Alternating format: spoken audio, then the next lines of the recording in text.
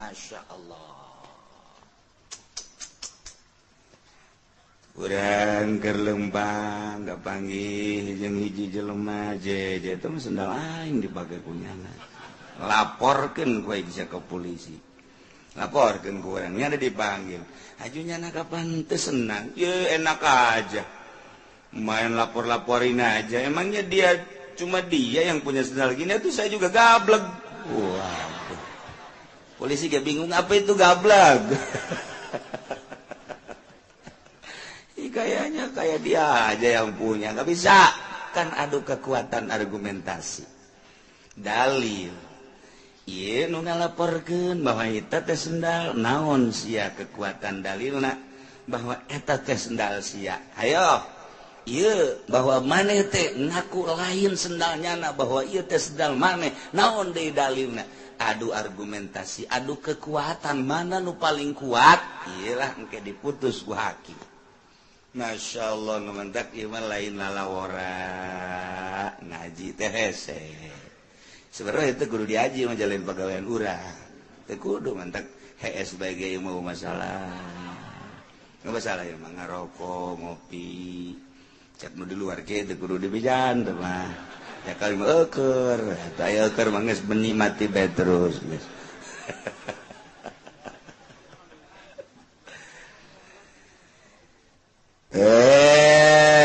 ya jadi dua permasalahan hiji dek nyaritakeun tentang ngaku ngabunuh nomor kedua pengakuan tersebut kan perlu dalil-dalil di jerona aya sumpah maka dek dicaritakeun tentang persumpahan sumpah ya Allah ya Rabbi urusan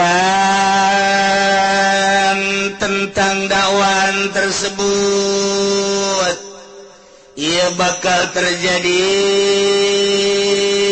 genap syarat bisa diterima pengajuan seseorang, laporan seseorang ke polisi, nuku polisi dipanggil diserahkeun kanu boga hukum yakni hakim sidang. Di persidangan bisa divonis setelah aya genep syarat. Masya Allah.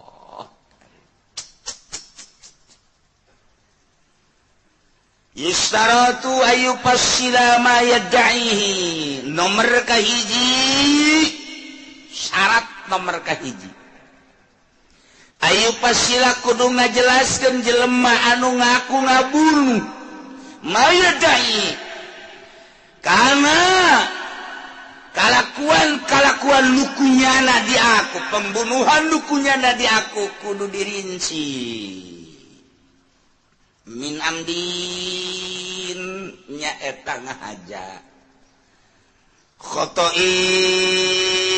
kesalahan intirodin soran syirkatin babarengan panggil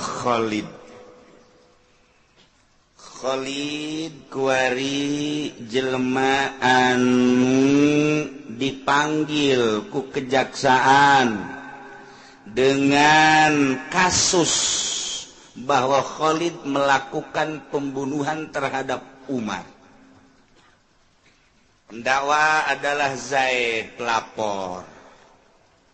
Maka ke Khalid panggil ku jaksa. Diintegrasi ditanya pertanyaan pertama ayupasila mayadai menjelaskan secara rinci tentang pembunuhan nukunyana dilakukan maka setelah bahwa Khalid benar-benar pelaku dari pembunuhan yang bernama Umar numantak memang nyana bener ieu teh sebagai pelaku lantaran geus aya tanda-tanda nu kuat, argumentasi nu kuat, aya barang buktina, saksina aya. Maka jelaslah bahwa Khalid adalah pelaku pembunuhan terhadap umat dengan barang bukti pisau taranghau. Oh, udah pisau taranghau. Udah kuari batu jauh pisau taranghau kos kumaha. Nyeri eta dibunuh ku pisau taranghau mah. Bo, lantaran jadi tarang teh lain jelema bae horeng hau ge tarangan. Budak kuari batu jauh budak kuari. Budak kuari mah teh nyahoeun hau lantaran masak nage kuari mah atuh di itu naon ngaranna? Magicom. Kosmos, batu bara. Waduh.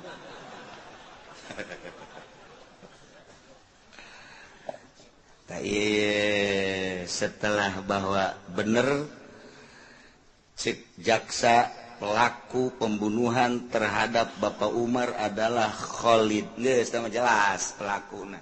Hiji memang aya barang bukti pisau, nomor kedua aya saksi-saksi, kuatlah pelaku adalah Khalid. Nah kuari bagus jelas, tinggalkan diponis ya, karena memang ia Khalid adalah membunuh terhadap Umar. Motif pembunuhan anak kudu dijelaskan.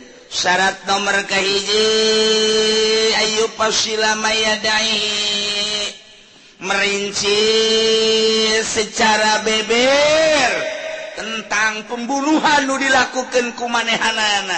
Min amden, apakah aya unsur kesengajaan ngabunuh Ki Khalid terhadap umat? Apakah memang ieu pembunuhan teh khoto kesalahan teu maksud ngabunuh umat, atawa memang ieu teh syibih amdin jeung ngabunuhna teh bener-bener sorangan atawa babarengan sabaraha urang? Kudu dijelaskeun ku Ki Khalid, tanya ku jaksa. Lantaran jaksa kan hendak memutuskan hukum besi salah. Lamun salah engke kan pengadilan terakhir di Rabbul Jalil. Jaga di yaumul kiamah. Wah, ujianana nu pang. Berat-berat ta jaga di yaumul kiamah adalah jaksa jeung hakim. Eta mah engke di akhiratna sarua jeung diturihan. Diturihan kesiksaan anak sanggeus diturihan maka pesotra engke ditendenan kadinya kunana set aju dibelem diturih deui disebutna hukum picis dikeset Kangjeng Nabi percis kos embe dikeset bae ke di akhirat. Hakim jeung jaksa mah keset mangkaning lain paeh embe onam dikeset kan paeh embe onam dikeset kan munding onam kan paeh geus dipencit ieu mah hirup-hirup kan dikeset set ku malaikat diturihan dia lain maksud ngeset teh pan siksa ieu terus teu bisa ngomong ku kumaha disaksian ku bang juta-juta manusia. Kos gitulah siksaan terhadap pemutus hukum ketika mutuskan hukum sakadaek sakahayang kita akur jeung Al-Qur'anul Karim. Kos di Indonesia, hakim-hakim di Indonesia, jaksa-jaksa di Indonesia lamun nyana henteu tobat atuh geus di akhiratna bakal dikeset ku malaikat. Hirup-hirup dikeset. Geus beres dikeset diterapkeun deui ka awak. Ge keset deui. Ke diturihan, ke diterapkeun deui. Awak urang kulit urang ieu katedel saeutik bege saking nyeri da. Ieu mah dikeset hirup-hirup teh. Geus beres ditapalkeun. Masya Allah karim. Sakaratna ku Kangjeng Nabi dijelaskeun hakim jeung jaksa mah percis okos adu dipencit make peso mintul. Kos gitulah dipencit digodot make peso mintul. airaheut maraheut tapi kan teu daekeun tandes. Tah kos gitulah bangsa hakim nu urusan-urusan jeung hukum teh seperti eta. Asal ngahukuman nu lain make Al-Qur'an geus kos kitu bae. Masyaallah nu mantap kadang-kadang masieun urang teh. Rempan satu sisi urang butuh penegak hukum, di sisi lain saha nu bisa negakeun hukum. Boro-boro urusan-urusan kitu sogok-sogokanana ieu urusan hukum na ge geus kaluar ti aturan. Masyaallah mun inget kadinya hirup di dunia mangkaning moal kebal tinggal salengkah deui urang bakal pararidah ka alam itu. Alam anu terus urang diuntit ku amal urang mimilu we ka urang bagus kadeuleu bagusna goreng kadeuleu goreng nu milung teh di alam barzah datang ka alam akhirat teh iwal ti amal urang kadeuleu ku urang sorangan amal hade jeung gorengna na ieu sing hararade ieu urang lamun inget kadinya rempan biasa sih. Staratu disyaratkan layu pasila ngajelaskan secara rinci jelema anu ngaku ngabunuh pelaku pembunuhan setelah diinterogasi diadili nyana bener geus ngaku bahwa nyana ngalakukeun kuari kudu ngajelaskeun tentang motif pembunuhan anak. Apakah memang ngahaja engke kan hukum kumaha mun ngabunuh ngahaja keputusan hukum sanksi.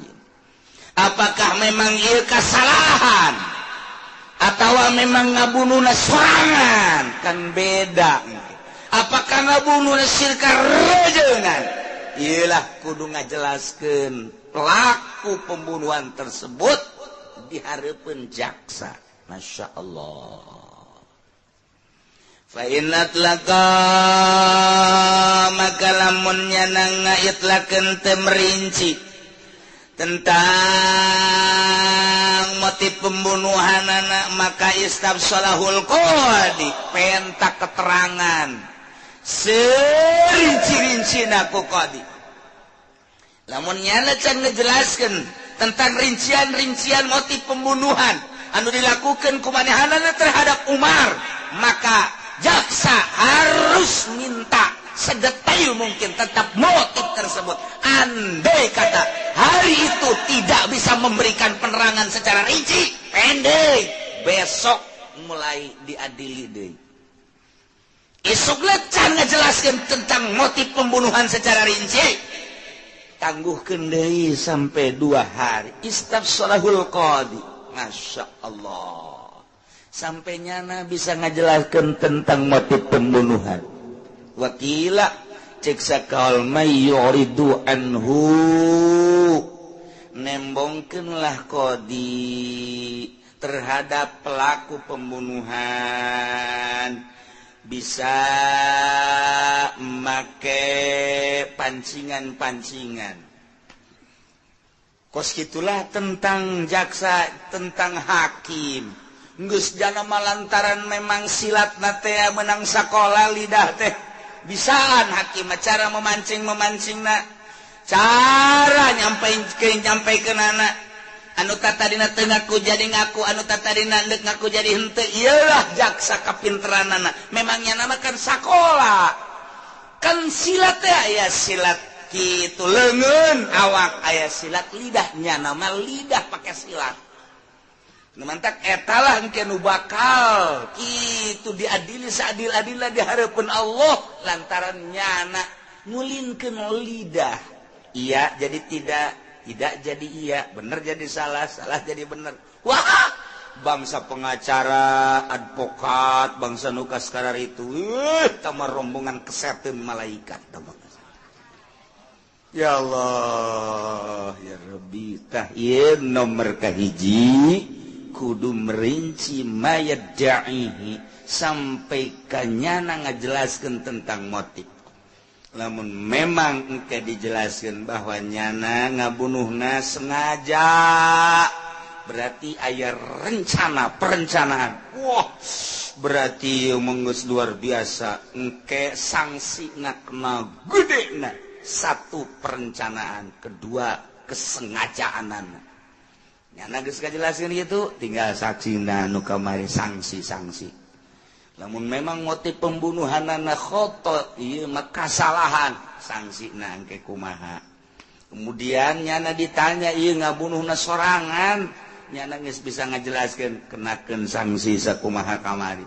Lamun nyana ngajelaskeun bahwa motif pembunuhanana ieu adalah babarengan, sabaraha urang nyana babarenganana. Mungkin duaan, mungkin tiluan, mungkin opatan, sabaraha urang nyana kudu ngajelaskeun. Nu mantak boro-boro ngabunuh maling bae maling benang hiji benang kabeh.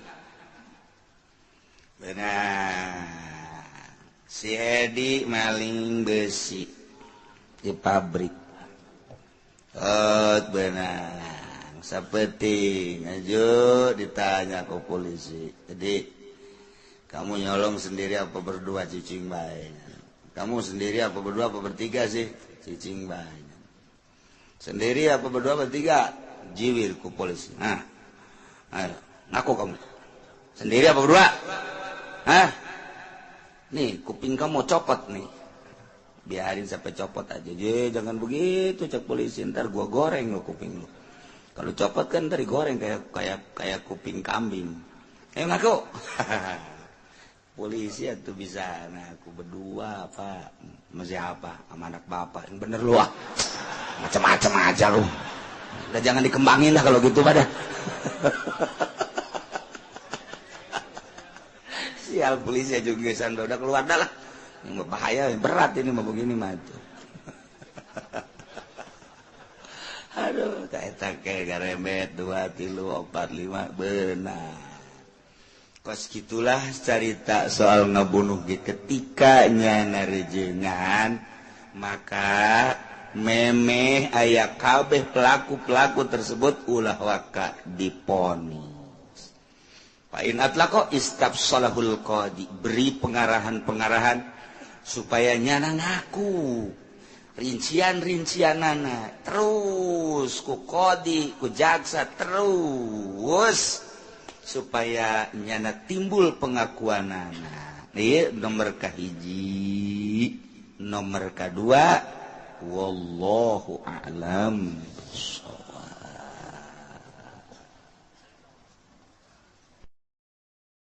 Masya Allah. Urang keur lempang gak panggih jeung hiji jelema jeje teh sendal aing dipake kunyana. Laporkeun ku bisa ke polisi. Laporkeun ku urang nya ada dipanggil. Ajunya na kapan teu senang. Ya enak aja. Main lapor-laporin aja. Emangnya cuma dia yang punya sendal gini atau saya juga gablek. Waduh. Polisi gak bingung apa itu gablek. Kayaknya kayak dia aja yang punya. Gak bisa. Kan adu kekuatan argumentasi. Dalil. Iya nu ngalaporkeun bahwa eta teh sendal naon sia kekuatan dalilna bahwa eta teh sendal sia. Ayo. Ieu bahwa maneh teh ngaku lain sendalnya bahwa ieu teh sendal maneh naon deui dalilna. Adu argumentasi, adu kekuatan mana nu paling kuat, iyalah engke diputus ku hakim. Masya Allah nu mentak ieu mah lain lalawora ngaji teh hese. Sebenarnya itu kudu diaji mah jalin pegawaian urang. Teu kudu mentak hee sebagai mau masalah. Enggak masalah ya mah ngarokok, ngopi. Cek nu di luar ge teu kudu dibijan teh mah. Ya kali mah eukeur, eta eukeur mah geus menikmati bae terus geus.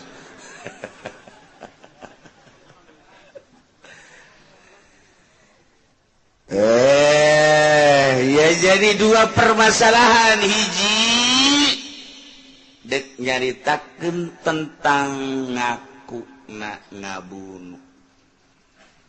Nomor kedua, pengakuan tersebut kan perlu dalil-dalil. Di jerona ayah sumpah maka diceritakan tentang persumpahan. Sumpah ya Allah ya Rabbi. Urusan tentang dakwaan tersebut ia bakal terjadi genap syarat, bisa diterima pengajuan seseorang, laporan seseorang ka polisi, nuku polisi dipanggil diserahkeun kanu boga hukum yakni hakim, sidang. Di persidangan bisa divonis setelah aya genep syarat. Masya Allah.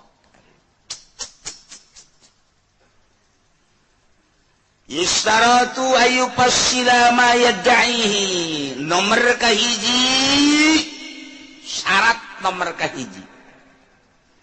Ayu pasila kudu ngajelaskeun jelema anu ngaku ngabunuh mayadai karena kalakuan lukunyana di aku, pembunuhan lukunyana di aku kudu dirinci. Min amdin nyaeta ngahaja, khotoin kesalahan, infirodin soran, syirkatin babarengan. Panggil Khalid kuari jelema anu dipanggil ku kejaksaan.